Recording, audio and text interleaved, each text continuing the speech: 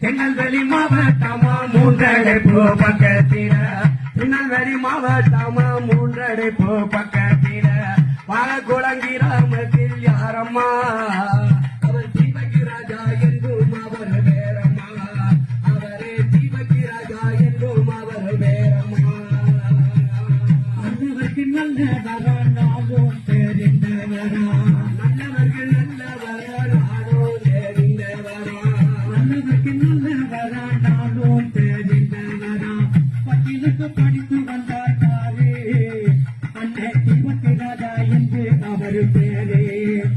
அன்னை தீபகி ராஜா என்றும் அவர் பேரே திருநெல்வேலி மாவட்டமா மூன்றடைப்பு பக்கத்தில திருநெல்வேலி மாவட்டமா மூன்றடைப்பு பக்கத்தில வாகி கொடுத்து பிறந்தவரே